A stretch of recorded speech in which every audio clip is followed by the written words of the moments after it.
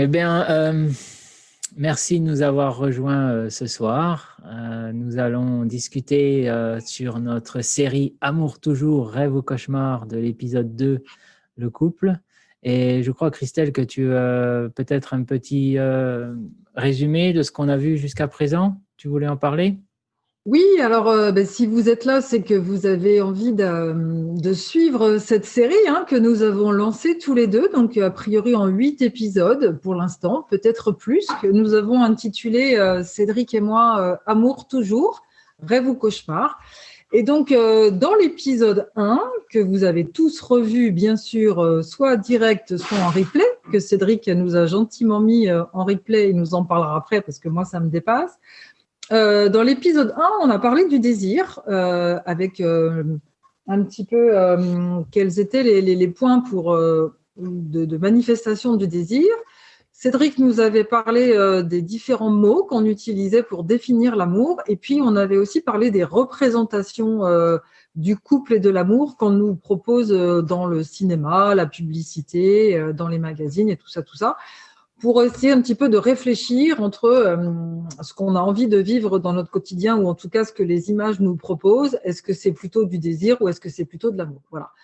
On n'avait pas répondu à la question, je crois. Elle était plutôt restée en suspens, mais c'était une séance fort intéressante en tous les cas. Oui, effectivement, c'était très intéressant. Les retours que j'ai reçus de mon côté étaient vraiment positifs. Et pour confirmer ce que Christelle vient d'expliquer, notre objectif n'est pas de vous dire ce qu'il faut faire, c'est vraiment de suggérer, vraiment de provoquer peut-être des discussions en couple ou des réflexions en individuel, savoir ce que chacun veut. Voilà. C'est ça. Alors après le désir, la question du désir et de l'amour, eh bien l'épisode 2, c'est le couple que vous attendez tous avec impatience, ça c'est sûr. Voilà, je vais juste vérifier une chose. Voilà, c'est fait. Et donc, on est parti. Eh bien voilà. Alors vas-y. Ah oui, le sommaire. Wow. Alors, le chapitre 1, c'est moi qui vais inaugurer cette séance en vous proposant quelques définitions du couple. Je suis désolée, je ne suis pas seule. J'ai un félin avec moi qui fait la fête. Bon, j'ai essayé de me concentrer et de vous proposer quelques définitions du couple. Tu veux bien nous passer la page suivante, Cédric ? La première chose à faire, moi, quand je me suis demandé ce qu'était un couple, c'est que j'ai consulté le dictionnaire, voilà, et j'ai trouvé 4 définitions, donc que j'ai représentées par des images. Bon, vous allez voir. Et puis, la première chose que j'ai trouvée, le premier sens du couple, c'est que le dictionnaire nous propose 2 personnes unies par le mariage, par une union civile ou vivant ensemble, ou bien en concubinage. On aurait comme synonyme des époux ou un ménage, et en anglais couple, n'est-ce pas Cédric? Puisque tu es basé à Londres, tu vas pouvoir me corriger. Oui, non, l'accent est bon. Okay. C'est bien, Christelle.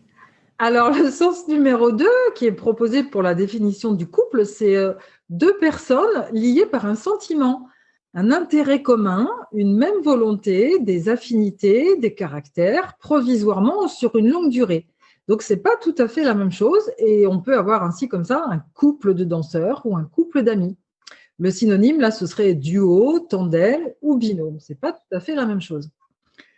Le sens numéro 3, c'est la zoologie qui nous le propose. Et le couple, c'est aussi des animaux réunis 2 à 2, mâles et femelles souvent, ou appariés pour un même travail. On a comme ça un couple de perroquets, un couple de bœufs, un couple de chevaux. Et le synonyme, ce serait alors doublé, pair, ou en anglais pair. Bon. La 4e définition, elle est physique. Le couple définit un système de 2 forces contraires, parallèles et de même intensité. Si on part comme ça du couple d'une voiture, plus votre régime moteur est haut, plus il tourne vite et plus votre couple est élevé. C'est le couple d'une voiture qui l'a fait avancer. Il traduit la force des roues sur le sol et par conséquent, sa force d'accélération. J'y connais rien en physique. J'ai lu ce que j'ai trouvé. Ne vous faites pas d'illusions. Voilà. Donc, s'il y a des gens qui ne sont pas d'accord, n'hésitez pas à vous manifester. Ça nous fait donc 4 définitions du couple. Je vous laisse réfléchir dans quelle catégorie vous vous trouvez. Voilà. Pour continuer, le couple apparaît après la Deuxième Guerre mondiale. Le mot couple apparaît après la Deuxième Guerre mondiale et remplace celui de ménage. Non, Cédric, je suis toujours sur la définition. De fait, il est assez complexe de trouver une définition. Si vous demandez autour de vous qu'est-ce qu'un couple, vous allez constater que vous obtenez plein de réponses. Est-ce qu'il s'agit de vivre ensemble, par exemple? Parce que 2 locataires qui vivent sous le même toit sont-ils en couple? Ce sont des colocataires, pas forcément. Est-ce qu'il s'agit d'être amoureux? Mais alors, si on n'est plus amoureux et qu'on vit ensemble, est-ce qu'on est quand même un couple? Est-ce qu'il s'agit d'avoir un compte bancaire commun? Les mots ne nous aident pas. Par exemple, en patinage artistique, on parle d'un couple de patineurs sans se demander s'ils sont ensemble à la ville. Mais au tennis, on emploie le terme de double mixte. On ne parle pas de couple. Donc, c'est un peu difficile de s'y retrouver. Et en fait, pourquoi on n'arrive pas à trouver de définition claire? C'est parce qu'il y a plusieurs raisons. Et la première, c'est qu'il y a une vision individuelle de l'entité couple qui n'est pas forcément la vision et la définition de la société. Donc déjà, ça fait 2 choses différentes. Et puis, il faut savoir que nous avons tous une représentation personnelle du couple qui est plus ou moins claire et plus ou moins consciente. En fait, en fonction de nos antécédents personnels, familiaux, de notre cadre de vie, de nos expériences amoureuses, chacun porte en soi un idéal, une représentation, un modèle spécifique et singulier du couple. Donc, on a tous un modèle de couple et probablement pas le même pour chacun d'entre nous. Alors, j'ai quand même réussi à trouver 4 éléments importants sur lesquels tout le monde arrive à se mettre d'accord. Un couple est une entité qui rassemble 2 personnes. Alors, si c'est 3, on appelle ça un trouble. Et si c'est plus, je n'ai pas trouvé de nom. Voilà, ces 2 personnes sont a priori engagées dans une relation intime. Alors, peut-être on pourra rediscuter à la fin avec vous de ce que c'est une relation intime. Par ailleurs, la formation d'un couple implique insidieusement la notion de projet. Donc, projet de vie, projet d'enfant, projet de maison, projet d'entraide. Ça, c'est OK. Ce qui est plus compliqué, c'est que le projet est plus ou moins explicite et qu'il arrive que des partenaires croient qu'ils adhèrent au même projet, mais tant que le projet n'a pas été vraiment expérimenté, on peut tomber de haut quand on découvre que le projet est en fait de l'autre. Donc, ça peut être important de communiquer. Et puis, ces projets amènent la notion de temporalité et de durée, et c'est ça qui va transformer la rencontre en couple et qui va créer le lien conjugal. Ça peut passer aussi par une période d'essai du couple pour s'assurer de la validité de la relation. Le couple, enfin, implique 2 spécificités qui le différencient justement des relations amicales ou de colocation, la présence d'une sexualité et la recherche d'un lien sécuritaire. Il y a donc un désir de garder l'autre proche, le ou la partenaire étant à la fois source de satisfaction et de sécurité, ce qui amène la plupart du temps l'envie d'une vie commune. Je peux vous donner un aperçu sociologique du couple. Et là, les sociologues notent 2 tendances. D'un côté, une quête du grand amour, avec, comme nous l'avons évoqué dans l'épisode 1, une distorsion de la réalité qui se traduit par une vision romantique du couple, avec toute la culture, la publicité, le mythe du prince charmant. Ils se marièrent, ils eurent beaucoup d'enfants, voilà. On est tous pris dans cette envie-là. Et en même temps, un fort désir d'indépendance et d'épanouissement personnel qui amène à veiller à ce que toutes les attaches qu'on noue soient finalement assez faciles à dénouer, que tous les engagements soient temporaires et valables seulement jusqu'à nouvel ordre. Ça veut dire que faire couple, ça peut être alors sortir ensemble, éventuellement vivre sous le même toit. Et si on s'en tient à ça, c'est un mode de vie qui aboutit plus souvent à des séparations qu'à des mariages. Les sociologues parlent donc d'une génération d'intermittents de l'amour qui commencent à percevoir l'incertitude comme une norme. Le couple contemporain est donc plus attirant qu'avant, puisqu'il est conditionné au choix du partenaire avec amour, je suppose, mais aussi plus précaire finalement et plus sujet à être remis en cause du jour au lendemain. Ça amène donc plein de questions, peut-être on les évoquera au fur et à mesure ou à la fin. Peut-on faire couple à distance? Quelle est la durée de vie d'un couple? C'est quoi une relation intime? Qu'est-ce que vous souhaitez trouver dans un couple? Voilà, pour commencer un petit peu les premières bases qui nous amènent à réfléchir sur le couple. Et comme on ne va pas s'arrêter là, Cédric va nous apporter un autre éclairage. Merci Christelle. Oui, effectivement. Alors moi, ce que j'ai fait et ce que j'aime faire, c'est que j'ai pris l'approche cartésienne. C'est-à-dire que je suis parti du principe que je ne sais rien, ce qui n'est pas vraiment très difficile dans le couple. Et je suis parti à la recherche de livres sur Internet, etc. Et ce que je me suis rendu compte, la première chose, c'est que bien sur Internet, on a tendance à essayer de forcer le couple, même si ça ne marche pas. Donc, vous allez très certainement avoir la même expérience, c'est-à-dire que, comment faire durer le désir, comment vivre sur le long terme, enfin, essayer de fixer des problèmes. Et je me suis posé la question, qu'est-ce qu'on est?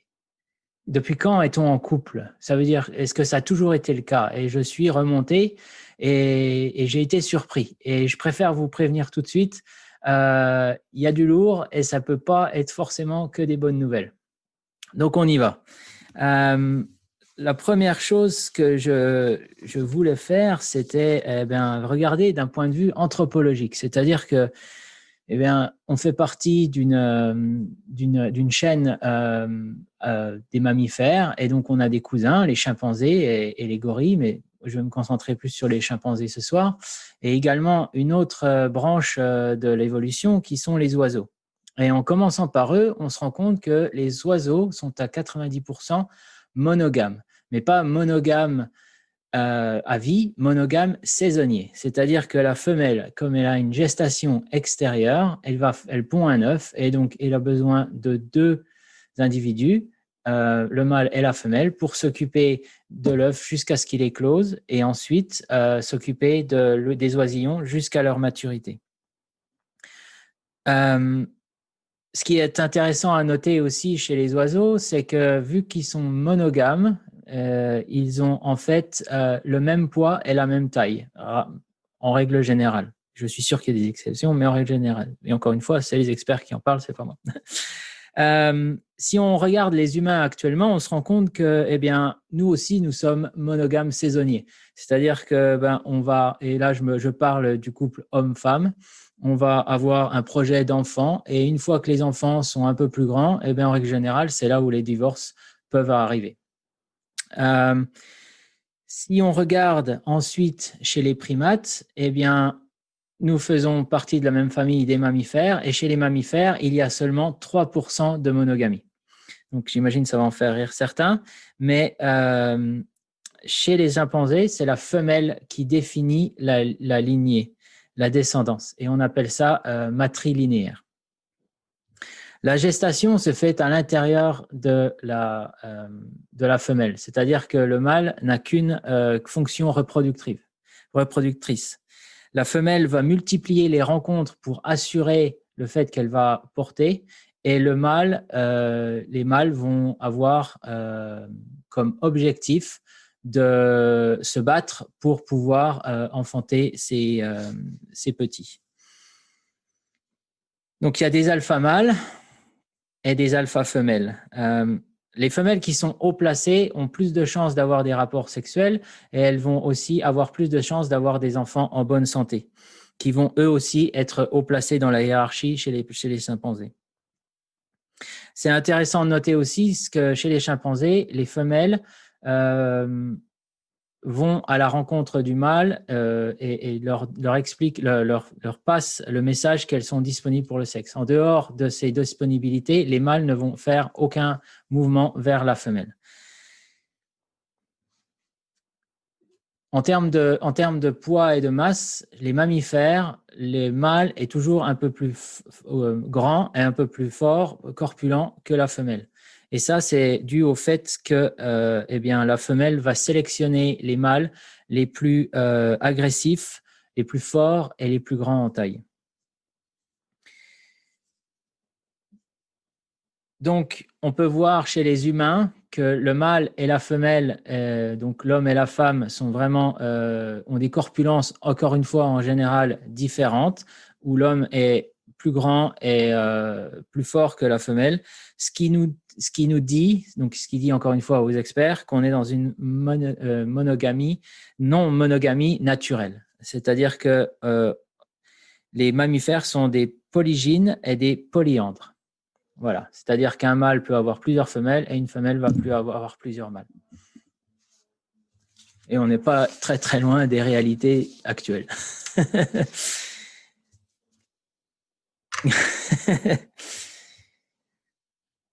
Ce qui est intéressant de noter également, c'est qu'à cause de cette organisation, eh bien, chez les primates, il n'y a pas d'inceste. Les jeunes, c'est les femelles qui partent de leur plein gré dans d'autres clans.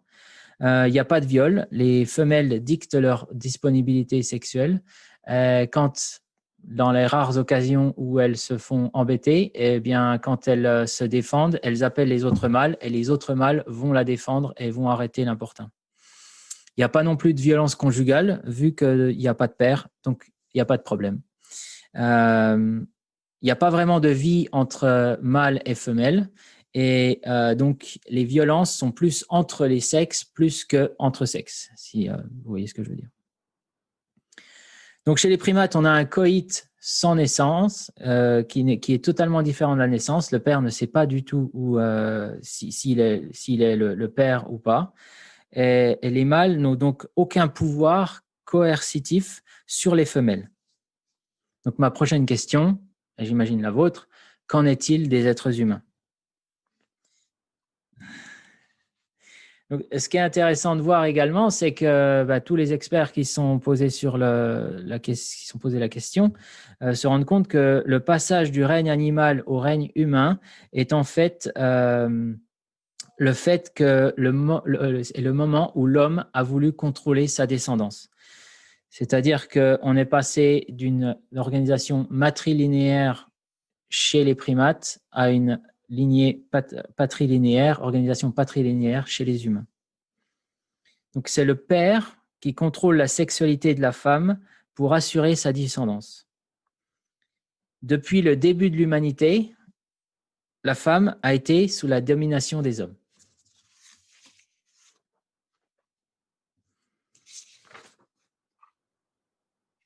Ah, je vous avais dit que c'était du lourd. Je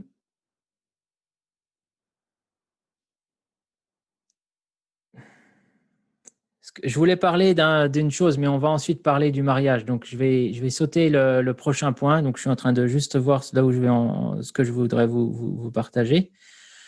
Donc, on est un peu allé chez les primates et on a vraiment une idée du millénaire, et j'en parlerai un petit peu plus longuement sur sur le chapitre du mariage chez les couples. Mais ce qui est important de voir, c'est que, eh bien, on est vraiment resté sur une organisation patrilinéaire avec le père qui était à l'organisation, responsable de l'organisation de toute la famille, jusqu'à vraiment très tard. Et depuis le milieu du XXe siècle, on a vu le plus grand changement depuis le début de l'humanité, c'est-à-dire que depuis les années 70. Pourquoi ? Eh bien, pour des raisons politiques. Il y a eu le droit de vote pour les femmes en 1948. Et je parle de la France. L'Angleterre, par exemple, était en 1918. Si j'ai regardé la Belgique et le Québec, c'était dans les années 40 aussi. L'égalité hommes et femmes a été inscrite dans la Constitution dans ces années-là. Une femme peut gérer ses affaires sans l'aval de son mari. Encore une fois, dans les années 60-70. J'ai les dates exactes, mais je ne les ai pas tout de suite. Et évidemment, le droit à l'intervention volontaire de grossesse, l'IVG, dans les années 70. Au niveau social également, avec un rejet du vieux schéma du mariage, donc dans les années 60, 70, il y a vraiment une révolution sexuelle, on parle de mai 68, ça s'est vraiment confirmé dans les 70, où les enfants voulaient vraiment garder leur indépendance et décider de leur avenir. Et il y a eu plus en plus de besoins individuels. Ce qui est intéressant de voir avec ces besoins individuels, c'est que on pourrait faire un parallèle avec le marketing et l'invention du marketing dans les grosses corporations qui sont vraiment focalisées sur le désir, avec un acteur très peu connu du monde de tous les jours, mais qui a été instrumental depuis dans tout le XXe siècle. Il s'appelle Edward Benz. Donc vraiment, c'est un cousin, je crois, deuxième degré de Freud. Et vraiment, lui, il a pris toutes les avancées psychologiques pour s'enrichir et pour enrichir les corporations qui travaillent avec lui. Donc cette idée de désir, de consommation perpétuelle, ça c'est arrivé à peu près à ce moment-là. Et j'ai trouvé l'information intéressante. On va parler encore une fois un petit peu plus du mariage plus tard, mais on se retrouve au final dans une famille nucléaire avec les années 60-70. C'est-à-dire que c'est un homme et une femme à niveau égal, en règle générale. Le groupe qui étaient les tribus, etc., qui étaient avant prépondérantes au ménage, comme disait tout à l'heure Christelle, sont en fait se sont effacés face au couple. Et les gens sont devenus de plus en plus libres de leur choix. Et en parallèle aussi, on a également un recul de la religion, notamment en Occident. Donc, en conclusion, sur l'évolution du couple, eh bien, quand est-ce que le couple est apparu? La réponse que je vais vous donner, c'est dans les années 70. Donc, il y a 50 ans à peu près. Avant, la notion de couple n'existait pas. Les primates et les oiseaux sont en monogamie limitée. Du passage animal au passage humain, on a eu le contrôle des pères sur les femmes, sur les mères. Et donc, on a une révolution vraiment conséquente depuis 50 ans. Et donc, depuis 50 ans, les hommes et les femmes vivent à deux, sans support extérieur qui a disparu. Et donc, ça ne se passe pas sans heurts. Voilà. Alors, j'ajouterais les hommes et les femmes, les hommes et les hommes et les femmes et les femmes, puisque même si effectivement ça a été institutionnalisé par le mariage, on en reparlera tout à l'heure, le mariage pour tous en 2013, de fait, les couples homosexuels existaient de façon plus ou moins assumée, plus ou moins cachée et plus ou moins tolérée par la société, mais ça, c'est exactement la même définition et les mêmes fonctionnements. Et je retrouve ce que tu disais là tout à l'heure, ce besoin d'épanouissement personnel en fait qui effectivement est apparu dans les années 70 où le soi, le centrage sur soi est devenu quelque chose d'important, l'épanouissement personnel. Et effectivement, c'est un gros outil marketing puisque ça permet d'aller chercher l'individu à titre personnel dans ses envies et donc les publicitaires s'en servent énormément. Voilà, mais c'est vrai que c'est un ingrédient qui s'associe à l'envie d'être en couple et l'amour et le fait d'être à deux. C'est vraiment un des ingrédients du tandem couple. Absolument, oui, absolument. C'est un peu dense, hein. Est-ce que vous suivez? Est-ce que vous avez des questions? On ne fait pas une petite pause pipi, mais on s'assure que tout le monde suit bien, que ça vous convient. Est-ce que vous avez des questions vite fait? Même si on fera un espace questions-réponses et échanges à la fin. Mais est-ce que vous pouvez nous dire si tout va bien pour vous? Parce qu'on a envoyé du lourd là. Voilà, n'hésitez pas à vous manifester, qu'on s'assure qu'on ne soit pas que tous les deux. Parce que si depuis le début vous n'avez pas de son, c'est maintenant qu'il faut nous le dire. D'accord. Cédric, une réponse. Alex nous dit, dans le cadre d'un recensement, quelqu'un est en couple. Oui. S'il répond oui à la question, êtes-vous en couple? Oui, ça fait partie des définitions du couple, effectivement. Oui, depuis 2004, hein, si je me souviens bien. On a Et discuté. donc, personne ne se manifeste, vous avez tous du son et ça va pour tout le monde. Ah, merci, un petit message. Cédric, tu peux nous lire. Voilà. Vous envoyez Vous du envoyez lourd, du mais lourd. ça n'est pas lourd. Ah, Ok, merci, super. merci Aurélie, merci Aurélie. Bien, eh bien écoutez, dans ces cas-là, on continue. Ah, un autre message, et puis Ok, voilà. ok. Ok, bon. Super. Le chapitre 3 concerne le choix du partenaire. Voilà, pour que vous sachiez un petit peu ce qui se passe quand vous choisissez un partenaire. Voilà, il y en a qui dorment là, qui digèrent les infos. Donc, bon. Alors, je vais un petit peu faire le lien avec ce que disait Cédric sur le choix du partenaire. Si je prends l'éclairage de la biologie, alors on parle bien des humains, hein, pas des primates. Mais les études menées par les biologistes montrent que nous sommes essentiellement attirés par des partenaires qui favorisent la survie de l'espèce. Voilà, donc sachez-le. Donc pour ce qui est de la survie de l'espèce, il s'agit donc de conception. Donc les hommes chercheraient des femmes jeunes, saines, bien proportionnées, afin que la descendance ait un maximum de chances de survie dans la nature. Les femmes, de leur côté, cherchent des compagnons forts et courageux, hein, capables de se battre et de les protéger, elles et leurs petits, jusqu'à la fin de l'allaitement. Voilà, ce sont des faits biologiques, c'est profondément ancré quelque part en nous. Vous y penserez la prochaine fois que vous entrerez en séduction ou en amour. Donc, dans le concret, ça peut donner des femmes qui cherchent des hommes beaux et musclés, mais ça peut aussi être pas forcément beaux et musclés, mais des hommes plus âgés, puisqu'ils ont un statut social qui leur permet d'avoir aussi la toute sécurité. Voilà. Après l'éclairage de la biologie, on a l'éclairage de la sociologie. Vous savez que j'aime beaucoup ça. Donc, en sociologie, on estime que les hommes et les femmes sont attirés par des partenaires qui leur ressemblent. C'est aussi simple que ça.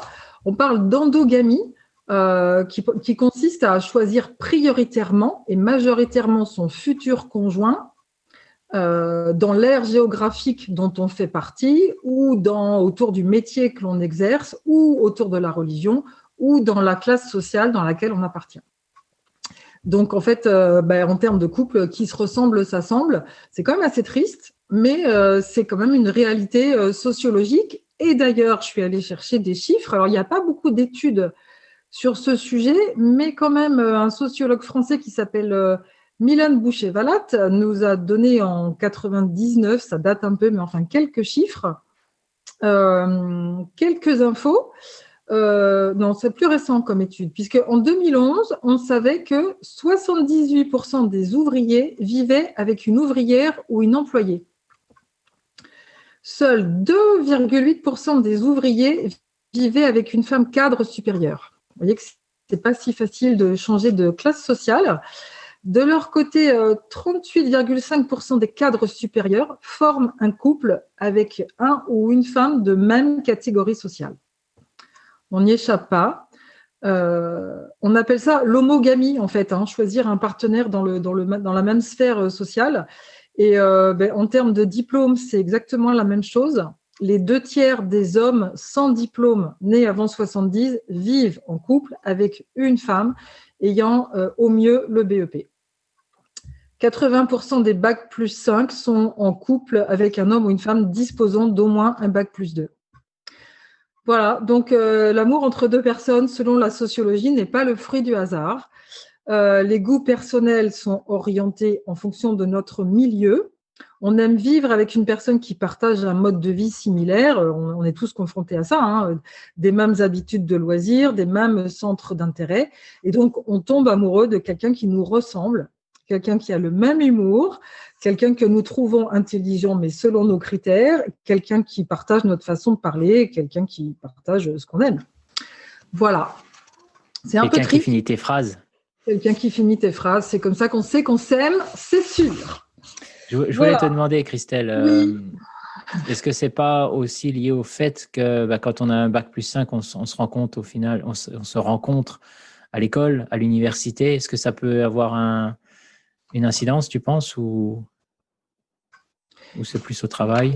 Je ne sais pas, je crois que c'est un vaste sujet. Effectivement, on côtoie pas beaucoup de gens qui ne sont pas de notre univers social. C'est aussi simple que ça. Alors, la danse, en est un bel exemple, hein, je le sais, puisque quand on va prendre des cours de rock ou de blues, le métier des personnes qui sont là n'est pas forcément pertinent comme critère de sélection de danseurs, mais c'est plutôt assez rare en fait hein, de mélanger les milieux sociaux.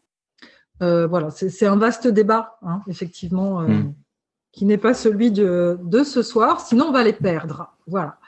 Alors, pour continuer, je vous propose l'éclairage de la psychanalyse, qui est pas mal non plus, qui, elle, propose une théorie basée sur la persona.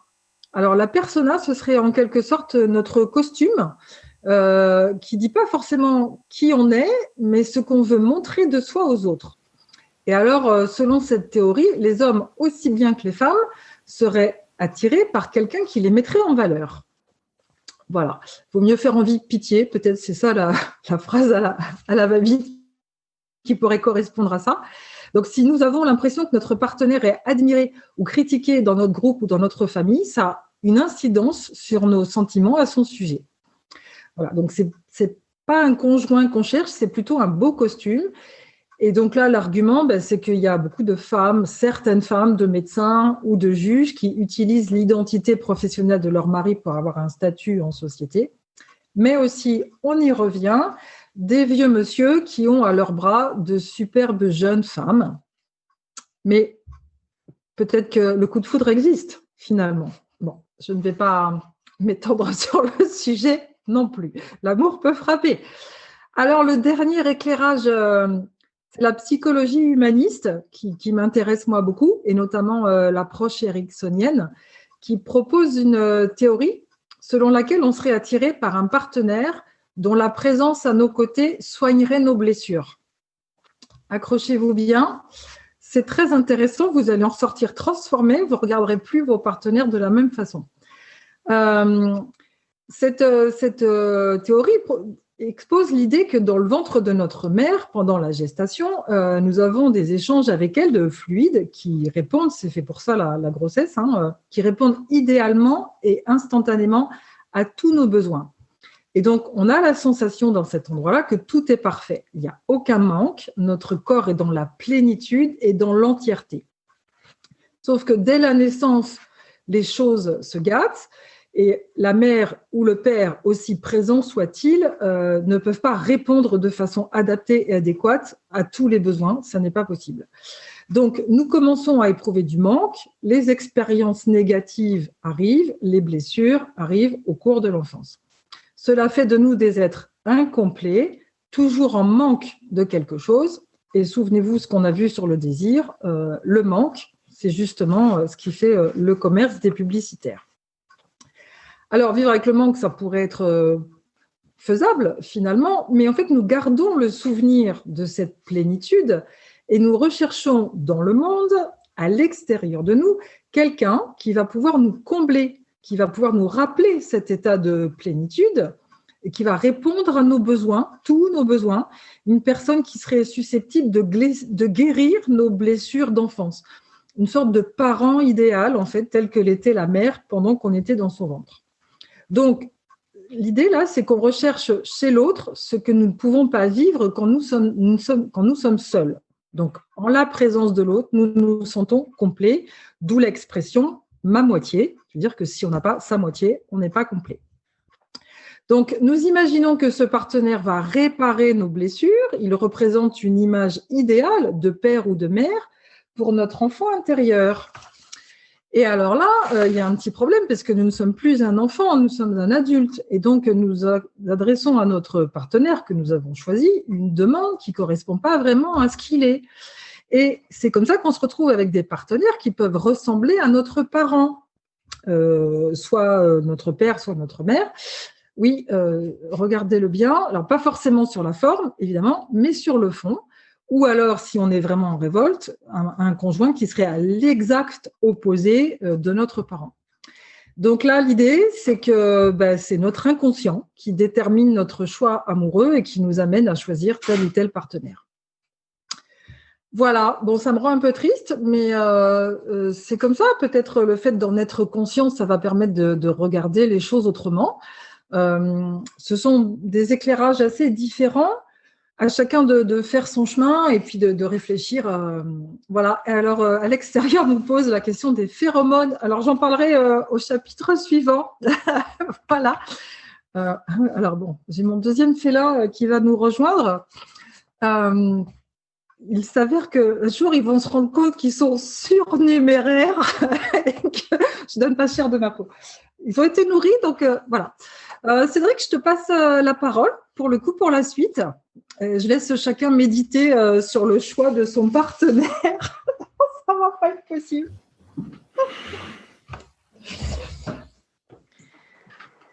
Alors, maintenant, on va voir un petit peu le mariage, donc le couple dans le mariage. Et aujourd'hui, l'union est sans aucune obligation. Donc, le mariage, dans le passé, c'était une grande institution humaine, beaucoup plus grande plus importante que ce qu'on connaît, parce que dans toutes les sociétés, sous d'innombrables formes, il y avait une forme ou une autre de mariage. Ça a une valeur, comme j'ai dit tout à l'heure, très symbolique, parce que ça assoit la domination masculine sur la femme. Aujourd'hui, quand on parle de mariage d'amour. Mais ça, c'est une notion qui, au final, a à peu près un siècle, 100 ans. Avant ça, c'était un contrat social pour tisser des alliances et assurer la transmission de biens. Et c'est donc relié à cette notion de propriété. Le choix des époux, eh bien, ça ne surprendra personne, j'imagine. La famille le faisait. Et d'ailleurs, elle le fait encore dans certaines sociétés. La fiancée se doit d'être vierge, ça fait partie de la dot. Encore un autre passage qui va peut-être choquer, ça vient d'une notion de Darwin qui a été popularisée par Freud. Donc les hordes primitives étaient organisées avec un mâle dominant qui avait main basse sur toutes les femelles et qui interdisait l'inceste. Donc, ces filles, il les vendait pour développer son territoire avec d'autres clans. Et donc, l'instauration du mariage, c'est la reconnaissance de cette paternité, de ce contrôle sur la femme.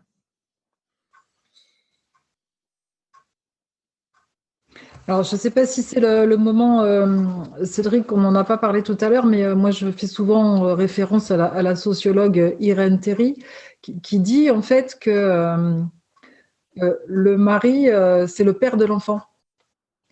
Voilà, tout simplement. Et en tout cas, ou plutôt à l'inverse, on ne se pose pas la question de savoir qui est le père de l'enfant, c'est le mari de la femme.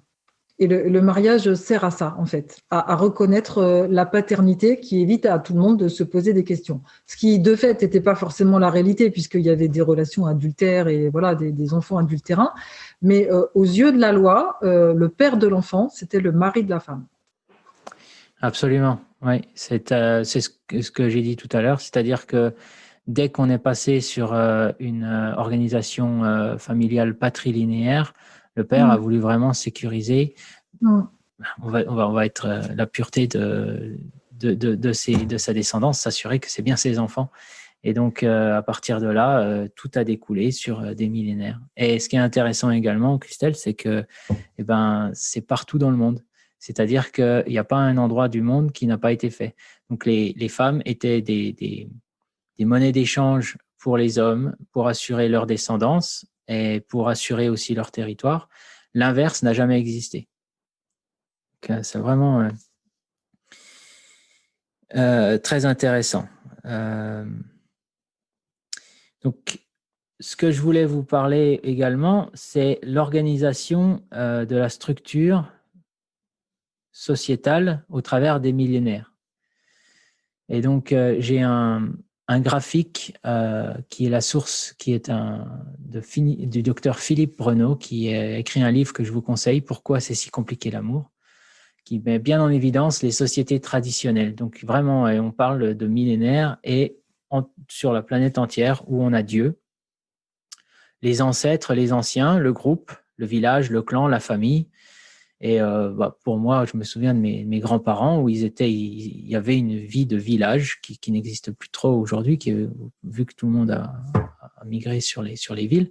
L'individu, donc le père, qui forme un couple avec la femme qui est régie par un tuteur, le père.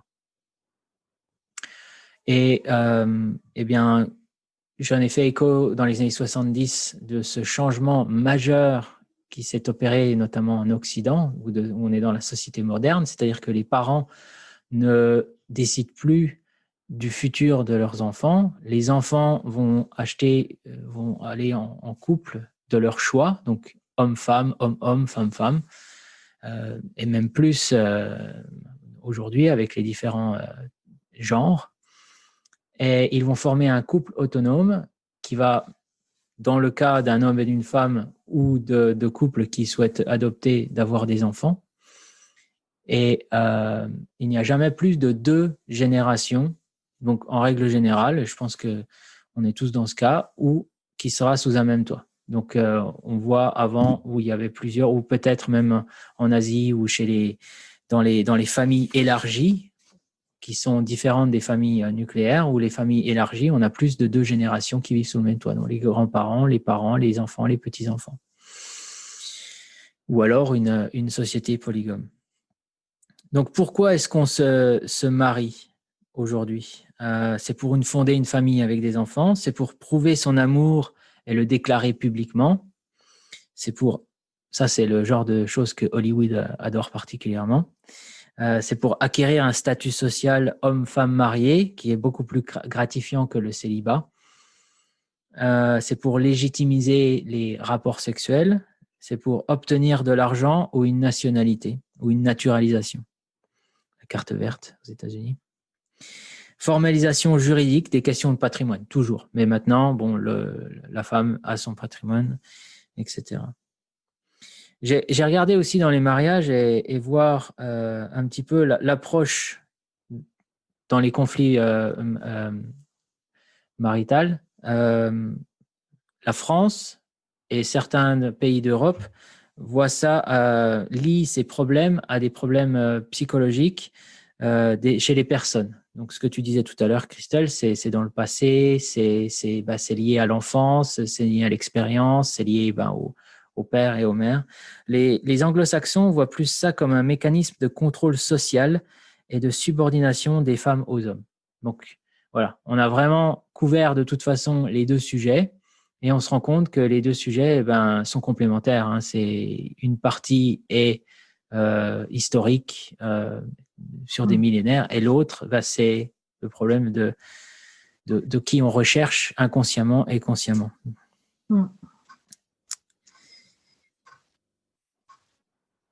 Et je vais m'arrêter là et je vais te repasser la main, Christelle, pour aller au chapitre suivant. Oui, alors moi, ce que je pourrais ajouter par rapport à ça, c'est effectivement le fait de ce mariage qui a longtemps correspondu à la filiation, en fait, à la recherche de paternité. Et moi, j'ai étudié un petit peu les débats autour du mariage pour tous. Et en fait, il y a eu un cheminement et une réflexion de la société par rapport à ça. Et le mariage pour tous a pris ses racines dans la création du Pacs, déjà en 98. Et la réflexion qui a été menée par rapport à ça, c'est qu'en fait, il y a eu une dissociation entre justement le mariage et la filiation. C'est-à-dire qu'en fait, le mariage ne sert plus uniquement à donner un nom aux enfants, à faire des enfants et à reconnaître qui est le père de l'enfant.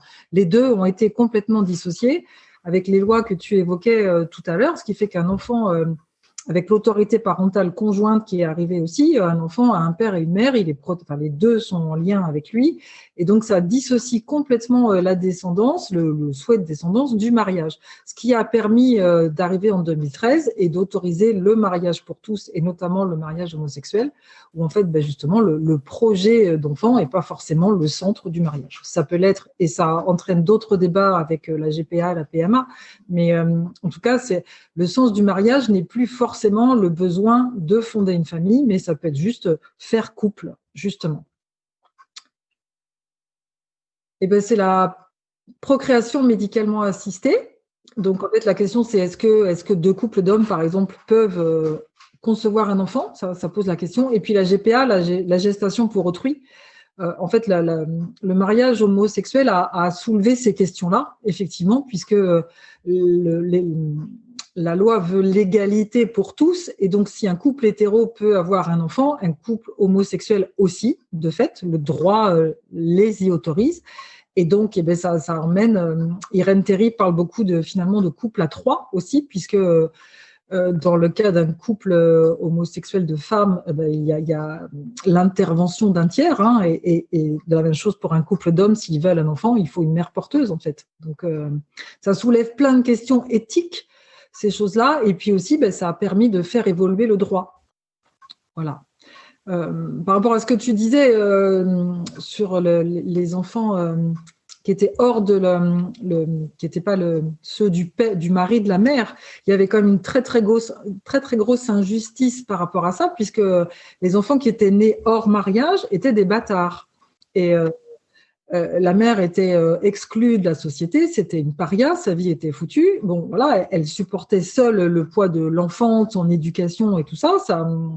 Sa vie sociale était aussi terminée. Et de fait, les hommes qui avaient quand même participé, a priori, à la conception de l'enfant, étaient totalement pas concernés, en fait, complètement dissociés de cette chose-là. Et il y avait quand même une injustice flagrante par rapport à ça, puisque c'était les femmes qui portaient le poids de l'éducation de l'enfant et aussi le poids de la honte de la société. Et on savait bien aussi qu'il y avait, soit dans la noblesse des hommes qui engrossaient, on disait à l'époque, des servantes, ou voilà, et qu'il y avait une belle hypocrisie autour de ça, où en fait des enfants qui naissaient hors mariage, il y en avait beaucoup, mais ça n'était pas reconnu, n'existait aux yeux de la loi que les enfants légitimes. Et donc, il y avait quand même une injustice flagrante par rapport à ça, que le droit, au fur et à mesure de son évolution, a permis de transformer, notamment avec cette idée de, voilà, les deux parents l'autorité parentale conjointe a permis ça, les deux parents sont responsables de l'enfant. Voilà. Et en enlevant le côté enfants illégaux, cette chose-là a disparu du droit français. Donc les enfants, dans les années 70, les enfants nés hors mariage ne sont plus devenus des enfants bâtards. C'était des enfants qui étaient reconnus au même titre que les autres. Je me demande comment, enfin peut-être que tu sais, au niveau de l'adoption, tu vois, par exemple, cette PGA, etc., c'est bien joli au niveau du droit, mais il y a également énormément d'enfants qui ont besoin de parents, de tuteurs, qui pourraient très bien être du même sexe. Est-ce qu'il y a quelque chose qui est fait autour de ça ou... Alors, je ne voudrais pas dire de bêtises, hein, mais je crois que pour adopter un enfant quand on est un couple homosexuel, c'est extrêmement difficile. Alors, c'est un dossier complexe, on ne va peut-être pas s'aventurer là-dedans pour ne pas dire de bêtises, mais moi, ce que je sais en tous les cas, c'est qu'il y a des démarches pour obtenir un agrément, donc qui est fait par la loi française, donc avec une étude, une enquête sociale et tout ça. Ça, c'est une chose. Et après, pour adopter un enfant à l'étranger, il faut se tourner vers des associations. Et en fait, les associations donnent leurs critères sélectifs, et donc certaines excluent les couples homosexuels, ou d'autres, jusqu'ici, mentionnaient 10 ans de vie maritale, être marié depuis au moins 10 ans, ce qui excluait, jusqu'à il n'y a pas très longtemps, de fait, les couples homosexuels aussi. Alors, ça évolue, mais je pense que c'est quelque chose qui reste encore assez difficile. Voilà. Bon, alors on va continuer, hein, parce que tout ça, c'est fort intéressant. Dernier chapitre, avant l'ouverture des débats. J'espère que vous avez des questions. Quand même, on en a perdu un en cours. Hein. Je ne sais pas si quelqu'un qui s'est endormi ou qui est parti. Bon, voilà. Ouais. Alors, les différentes étapes dans la vie d'un couple, hein, maintenant que vous savez comment on a choisi son partenaire, vous savez tous que ça commence par la lune de miel. Voilà, donc c'est pas quand on part en voyage, hein, c'est le nom du fonctionnement du couple à cette étape-là. On appelle ça aussi le couple romantique, donc je me fie toujours à la psychologie humaniste, hein, c'est ma référence pour parler de ça. Donc vous vous souvenez, la personne que nous avons choisie est censée combler nos blessures les plus importantes, et c'est d'ailleurs pour ça que nous l'avons inconsciemment choisie. Donc, de fait, elle porte aussi ces blessures que nous devons combler de façon réciproque. Donc pendant cette phase d'amour romantique, nous idéalisons l'autre en même temps que nous nous efforçons de paraître totalement idéal à ses yeux. Et donc, nous jouons le rôle du conjoint idéal. Donc, notre partenaire est idéal et nous souhaitons être idéal pour lui. Tout est merveilleux, tout va bien. Nous avons envie de lui appartenir, il a envie de nous appartenir. C'est formidable. Il arrive quand même que notre raison, un peu, ou les personnes qui nous entourent, nous affirment que notre amoureux, notre amoureuse n'est pas forcément parfait, mais notre désir de fusion et de complétude est tellement grand que l'illusion de la perfection l'emporte. Voilà. L'illusion est renforcée par notre corps qui profite de cette rencontre pour nous inonder d'hormones puissantes qui endorment notre sens critique, attention, et qui nous font vivre un état de transe. Donc l'autre est lumineux, se part de toutes les qualités, tout ce qu'il dit est intelligent, tout le monde se réjouit, le monde est beau, cuicui les petits oiseaux, tout est merveilleux. Voilà. Si nous avons besoin de guérir nos blessures, c'est-à-dire que c'est le cerveau limbique qui est à l'œuvre, qui cherche le partenaire idéal, il y a aussi le cerveau reptilien qui est à l'œuvre, et donc le corps a un autre besoin, celui de se reproduire. Donc le corps se prépare à l'accouplement, et donc le cerveau limbique et le cerveau reptilien s'associent, tout ça pour notre plus grand bonheur, et donc je vous parlerai de la sexualité, mais pas aujourd'hui, à l'épisode 3, donc vous noterez le rendez-vous, on va vous le marquer après. On ne parlera pas de sexualité aujourd'hui, mais ça participe à cet épanouissement global qui fonctionne pendant le couple romantique, en fait. Voilà. Alors, cet état peut durer jusqu'à 2 ans. On en a parlé tout à l'heure, le temps que la mère puisse accoucher de son enfant et bénéficier de la présence du père durant cette période. Puis, les hormones diminuent. C'est la fin de l'illusion de cette période et on passe au stade suivant. Voilà, et le stade suivant, c'est le couple conflictuel. Ne riez pas, vous êtes tous passés par là, c'est sûr. Dans le monde animal, il y a un commentaire. On a plusieurs cerveaux. On en reparlera après.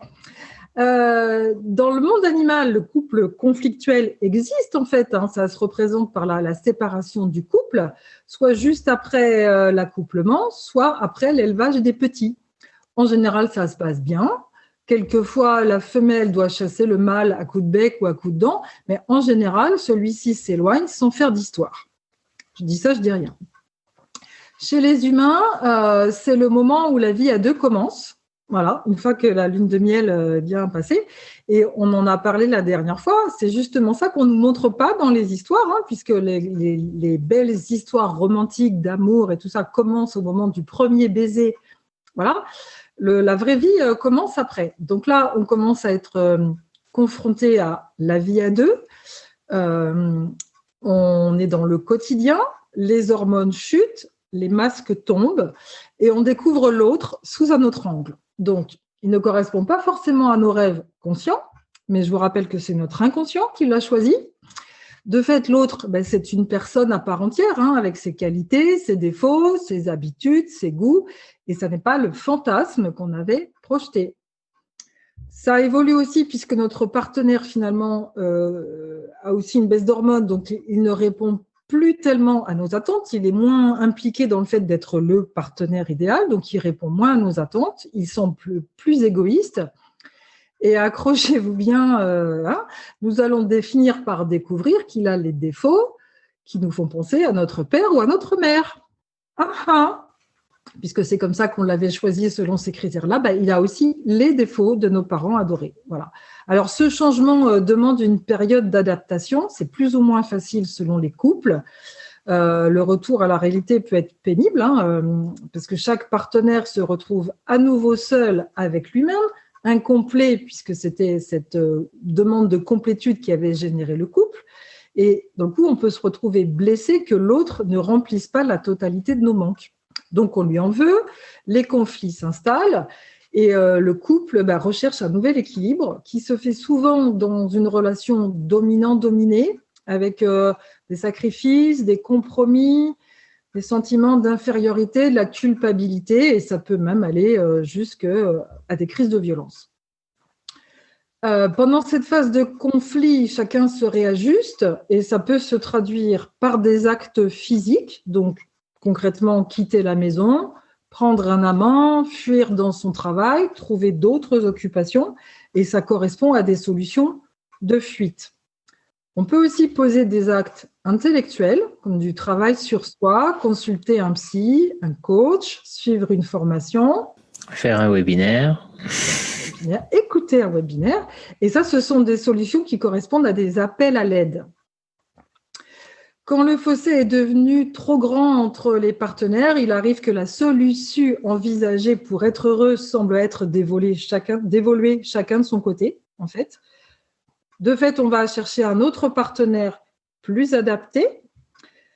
La plupart du temps, même si le nouveau compagnon ou la nouvelle compagne est différent sur la forme, il est souvent identique sur le fond, puisque c'est la même variante, c'est une variante de la personne qu'on vient de quitter, puisque je vous rappelle que c'est toujours l'inconscient qui fait son choix et que lui, il n'a pas changé et qu'il est toujours en quête du même profil. Et ce nouveau partenaire viendra tôt ou tard réveiller nos anciennes blessures et c'est reparti. C'est triste. Il n'est pas joyeux, ce webinaire. Hein. C'est pas super positivité. Le couple, on arrive sur le positif. On arrive sur le positif. Alors, finalement, il y a quand même une autre étape. Il n'y a plus d'espoir. Non, c'est fini. Alors, si, moi, j'ai quand même un espoir. Alors, moi, je vous ai proposé, j'ai mis un petit... des petites représentations là pour mettre un petit peu d'image et vous avez vu ma représentation du couple conflictuel, c'est reparti.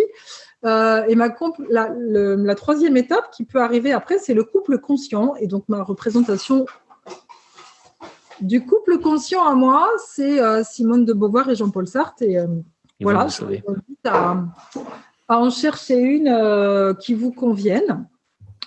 Alors le couple conscient, ça arrive quand il y a un travail sur soi, en fait, quand chacun des partenaires devient conscient que ce sont ses propres blessures qui lui font du mal et que l'autre n'est que le déclencheur et qu'il n'est plus responsable de ses problèmes. C'est le moment de constater que l'inconscient nous a amenés dans un couple parfait, finalement, puisque les seules personnes qui sont là sont les personnes idéales pour nous permettre de dépasser nos blessures et donc de les guérir. Et qu'on a des blessures qui, a priori, s'emboîtent très, très bien. Et donc, on peut regarder la crise amoureuse comme une opportunité de changement, un moyen d'évolution, d'aller vers le bonheur. À ce moment-là, chacun des partenaires comprend qu'il n'est pas responsable des crises de son conjoint et qu'il n'est pas responsable non plus du bonheur de son conjoint. Voilà. À partir de ce moment-là, on peut commencer à évoluer. Chacun peut aussi comprendre que c'est lui qui a déclenché involontairement une crise ou une douleur chez l'autre en réactivant sa blessure.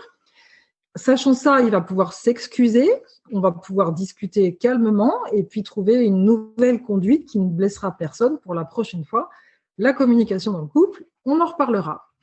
Et puis, être conscient de ses blessures, ça veut dire être capable de les regarder, pouvoir sortir d'une situation beaucoup plus vite et arrêter de se complaire dans le rôle de victime et de la personne qui a mal. Voilà. Donc, ce couple peut évoluer vers une relation apaisée et l'évolution d'après, c'est aussi le couple créateur, puisque chacun des deux partenaires va permettre à l'autre d'évoluer, en fait. Chacun ne cherche plus à changer l'autre, accepte l'autre tel qu'il est et ne veut pas un partenaire différent. Chacun connaît les blessures de l'autre et les partenaires s'entraident pour dépasser les blessures mutuelles. C'est là où c'est une belle aventure. C'est un couple qui communique librement et qui s'accepte avec bienveillance, avec les parts d'ombre et les imperfections. On va rejoindre là ce qu'évoquait Cédric avec les conceptions différentes de l'amour, mais on retrouve là d'un coup sur la durée, puisque c'est ça qui est nécessaire, de la durée du partage, une évolution où chacun des deux isolément est heureux et l'ensemble fait un couple qui fonctionne, où il y a de la complicité, de la tendresse et de l'amour plutôt serein. Voilà. C'est beau, hein? On vous l'avait dit, hein, on allait finir avec une pointe positive. Simone de Beauvoir et Jean-Paul Sartre nous sauveront. Oui. Ça va être intéressant de vous laisser la parole et puis de savoir un petit peu ce que vous pouvez nous apporter là-dessus. Nous, on a quelques questions à mettre en discussion, hein, mais Voilà. peut-être avant, vous avez des commentaires à faire. Voilà. Ce que je peux faire, alors soit vous pouvez écrire vos commentaires dans les discussions ou poser vos questions dans Q&R, ou soit vous pouvez me demander d'avoir accès au micro. On est une dizaine, donc on peut vous donner accès à votre microphone et vous pouvez parler. C'est comme vous voulez. Est-ce que tu peux envoyer la diapo suivante, Cédric? Voilà. Alors, on a quelques questions de base à vous poser, puisque si vous avez bien écouté, normalement, vous pouvez répondre facilement. Mais en fait, ce qui nous intéresse surtout, ce sont votre regard sur les choses et comment vous voyez ça. Voilà. Alors, aimer l'autre, c'est lui faire mal. Je comprends mieux pourquoi mon père avait gardé un fouet. Bien sûr, voilà qui nous élève le débat. Alors, j'ai dit qu'on parlait de sexualité à l'épisode 3. Aimer l'autre, c'est pas forcément faire mal, il faut juste être conscient des choix de partenaires qu'on fait. C'est surtout ça qui est. Et c'est souvent là où il y a malentendu, peut-être. Je pourrais l'appeler comme ça. Ce qui est intéressant aussi, c'est de développer cette connaissance qui n'est pas forcément quelque chose qu'on nous enseigne, c'est qu'on est responsable de nos propres émotions. C'est-à-dire qu'à partir du moment où on comprend que toutes nos réactions sont des choses qui sont arrivées, qu'on a développées au travers des années et qu'on va voir ce qui se passe, eh bien, on se rend compte assez facilement de nos émotions. Et ça change quand même pas mal de choses, je dois dire. Oui. On a 3 questions. Pour rebondir à ce que tu dis, Cédric, effectivement, nos émotions sont souvent la réaction. Enfin, quand il y a une émotion qui peut être entraînée du conflit dans le couple, c'est que ça vient toucher une blessure, en fait. Et de prendre conscience de ces blessures, ça permet de mettre un petit peu de distance, de moins réagir et de savoir qu'effectivement, les émotions qui s'en suivent, on en est responsable, en tous les cas. Et l'argument, enfin la chose importante, je crois, qui permet de cheminer, c'est que chacun est responsable de son bonheur, qu'on n'est pas responsable du bonheur de l'autre et que l'autre n'est pas responsable de notre bonheur. Pour moi, une fois qu'on a compris ça… Et vice-versa, on n'est pas responsable de son malheur non plus. Enfin, et on n'est pas dépendamment de nos actions, mais ouais. Il y a certaines situations où je suis triste à cause de toi, c'est ta décision. Enfin bon, c'est assez… Je disais, on est chacun responsable de ses émotions, bien sûr. Ouais, et ça, je pense que c'est quelque chose qui est intéressant à enseigner, parce que pour l'instant, personne n'en parle vraiment, que lorsqu'il y a des problèmes.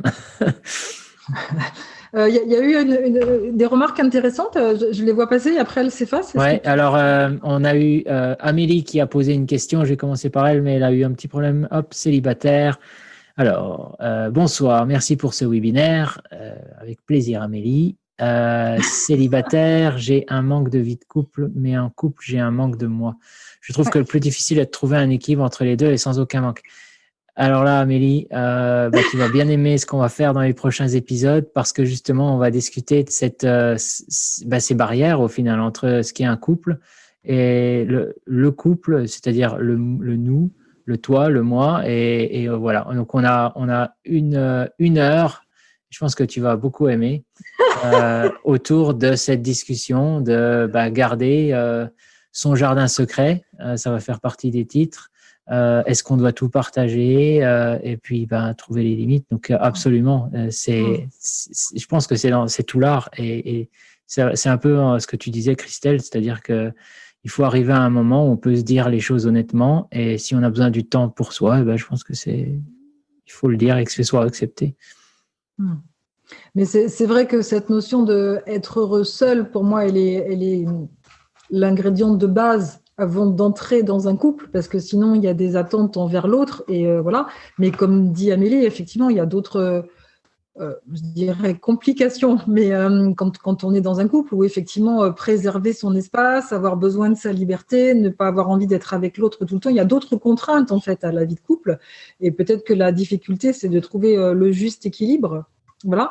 Et effectivement, tu ouvrais, Cédric, sur l'épisode 4 que nous ferons dans un petit peu plus longtemps qu'on a intitulé Sortir des sentiers battus et en fait comment réinventer le couple en fait peut-être voilà pour que chacun puisse y trouver ce qu'il a besoin d'y prendre et trouver le reste ailleurs peut-être voilà. Absolument. Alors, il y a plusieurs questions. Alors on a des discussions, donc je vais aller aux discussions. Niki, je ferai après. Un couple réussi est un couple qui se remet en cause doucement et calmement.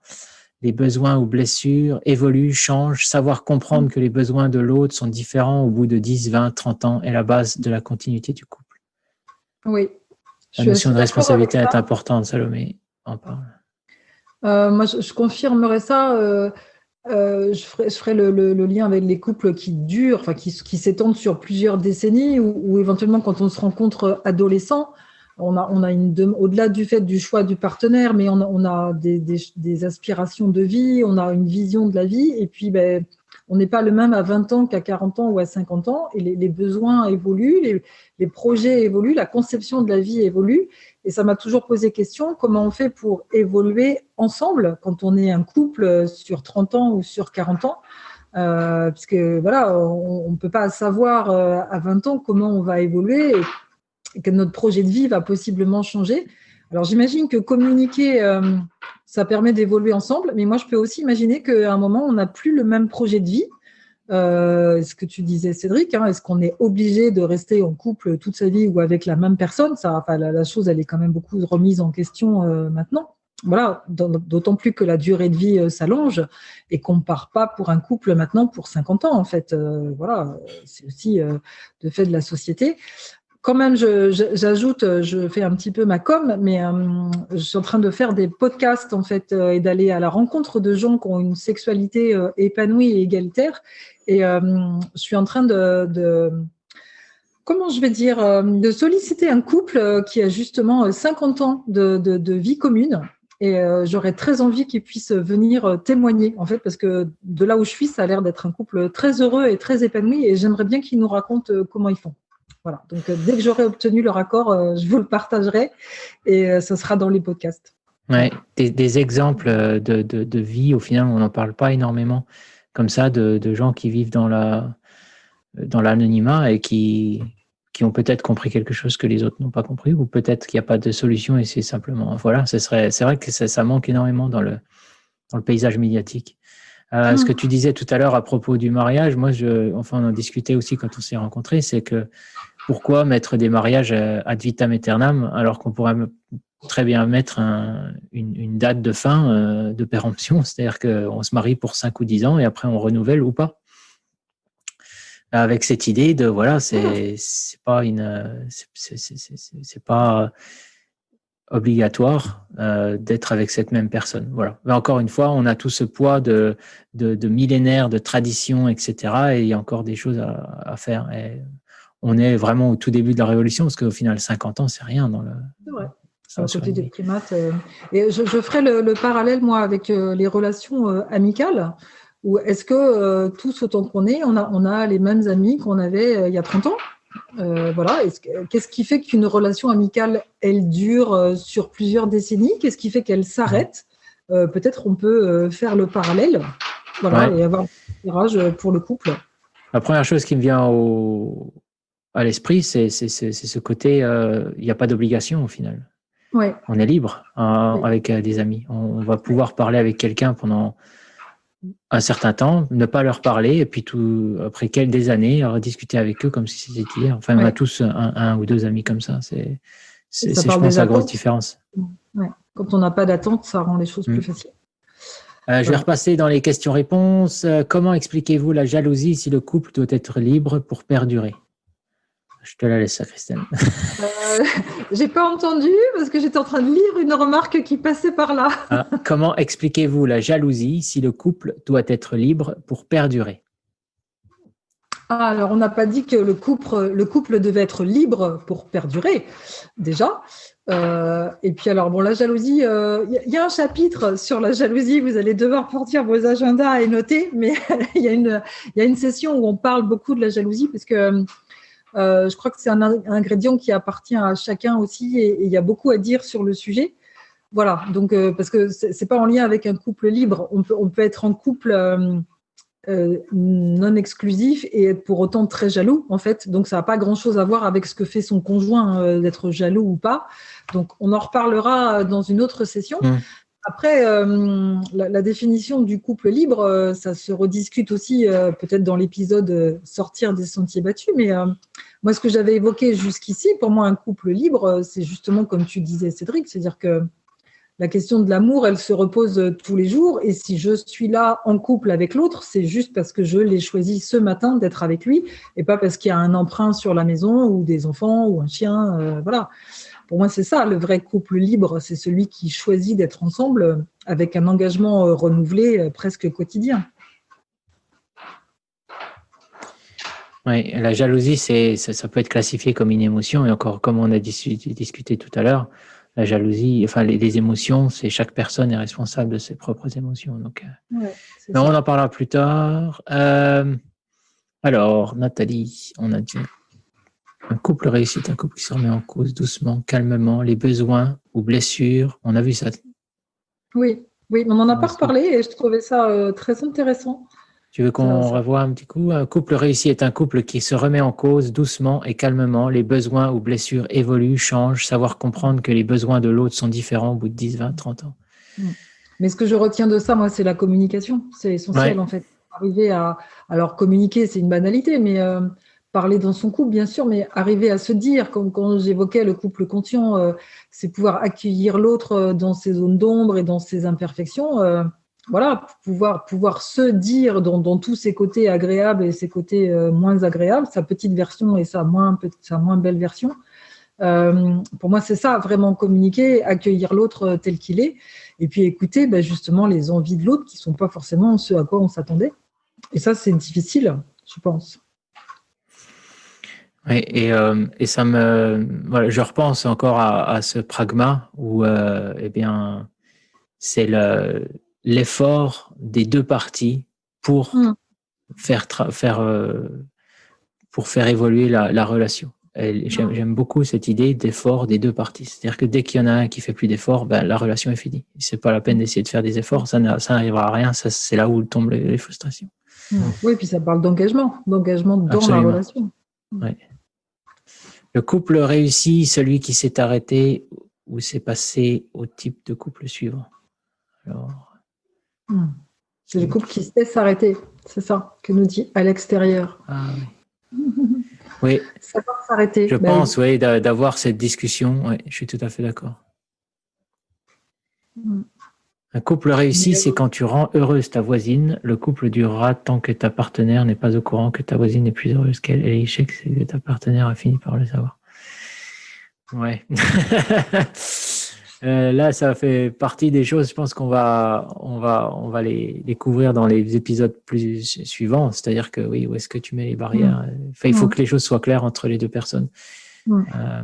Pour revenir sur le propos d'avant, là, le fait de savoir s'arrêter, ça m'évoque un mot qu'on n'a pas dit jusqu'ici, c'est l'attachement.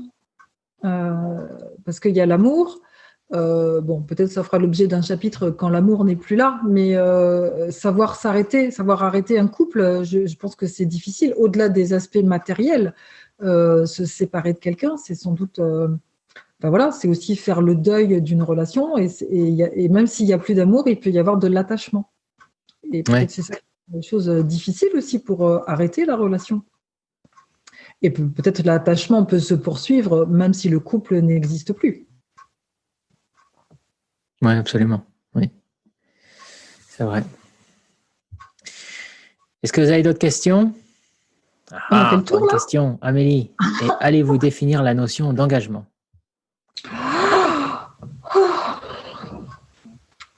Je crois qu'on l'a un peu fait. Je crois qu'on va pas… Ça me semblerait être l'objet d'un épisode à part entière.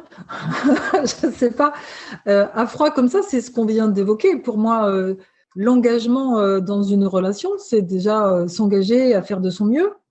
Et c'est déjà pas mal parce que voilà, c'est un gros dossier, mais s'engager à aimer l'autre pour toujours, à part dans les films romantiques, moi j'y crois pas. Peut-être après, libre à chacun de voir à quoi il peut s'engager. Et puis après, la définition du couple, s'engager à la fidélité, voilà, ça, je pense que c'est un engagement qui se décide entre les deux partenaires. Voilà. Moi, ma vision des choses, c'est que être en couple, c'est un engagement, mais peut-être un engagement déjà de soi avec soi, pour justement, comme tu disais, Cédric, choisir de s'impliquer dans la relation et de faire la relation une priorité. Voilà. Et ça, pour moi, ça, c'est un engagement. Ouais. C'est de la communication, enfin, c'est se mettre d'accord sur les règles. En anglais, c'est rules of engagement, les règles de l'engagement, exactement. Et on fera un chapitre sur la fidélité, hein, parce que ça pose aussi question, ça, à quoi on s'engage quand on se marie, qu'est-ce qui est dit, qu'est-ce qui n'est pas dit, c'est quoi être infidèle, enfin, il y a vraiment plein de choses à évoquer sur ce sujet-là, voilà, où commence l'infidélité, il y a beaucoup de choses à évoquer, donc si c'était ça le sens de la question, il faut attendre l'épisode 42 pour avoir les réponses. Ce que j'étais en train de penser, là, on vient de rajouter 3 épisodes à la série. En tout cas, je suis et j'imagine que Christelle est très contente aussi du fait que vous êtes engagé, vous avez posé des questions, vous êtes venu et voilà. Donc, c'est vraiment très, très encourageant pour nous. J'espère comment est-ce que vous avez trouvé cette session? Peut-être. Est-ce que vous pouvez nous faire un petit retour, savoir si ça vous a plu? Est-ce que c'était bien, pas bien, trop long? Vos attentes aussi, voilà. Est-ce qu'il y a des sujets que vous aimeriez voir abordés?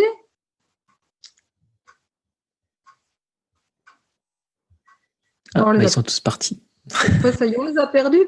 On les a perdus. Il n'y a plus personne là. Hein. Oui. Très intéressant, Niki. Merci. Aurélie, merci. Top. Je vais partager le lien du replay. Ok. Ah ben ça y est, il y en a qui sont partis tout de suite. Hein. Ah bon? Non, ils sont tous là. Et on est passé de 10 à 9. Ouais. Très intéressant. Merci, Amélie. Ouais. Voilà. Donc, c'est sur la page True North Odyssey, c'est sur YouTube. Ça met un certain temps à charger. J'ai été surpris du premier qui faisait 1h15. Ça a mis une nuit entière. Enfin, c'était l'horreur. Je pense que c'est mon Wi-Fi.